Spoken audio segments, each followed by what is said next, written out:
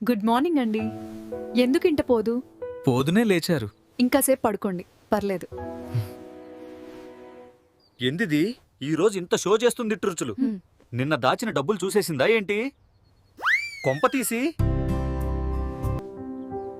నిన్న మీరు ఇంటికి లేట్గా వచ్చారు కదా, ఎందుకు లేట్ అయింది అంతగా?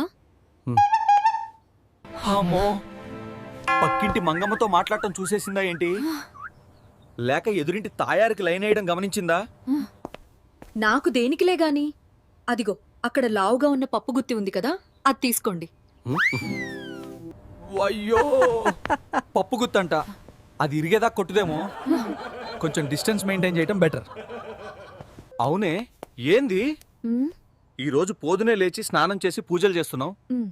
ఈ రోజు నా మొగుడికి ఏం కాకూడదు అని దేవుడికి పూజ చేసి దండం పెట్టి మొక్కున్నా. ఈ రోజు నాకేమైతదే? పిచ్చి ముఖం దాన్ని. ఐరన్ బాడీ ఇది, మ్, కొడితే ఎవరికైనా పగిలిపోద్ది మ్. అంతే. అరే సచ్చినోడా, నిన్న తెచ్చిన డబ్బులెక్కడివి? ఎవరి కోసం, దేనికోసం తెచ్చావు? నీ యబ్బా మంగమ్మతో నీకేం పనిరా, తాగుబోతు నాయాలా? నువ్వేనంటే మాట్లాడింది నువ్వై ఉండవులే. అంత భ్రమ నాకు ఈ మధ్య. నువ్వు తాయారుతో కూడా అవసరమారా నీకు? హౌలే, పైన బట్ట కింద పొట్ట, ముసలి నాయాల. అమ్మో, దొరికేశాను రోయ్. దేవుడో రాముడో అయ్యా, కోటేసి చంపేస్తుంది, కాపాడండి బాబోయ్. అమ్మ పుచ్చి, అమ్మోరు.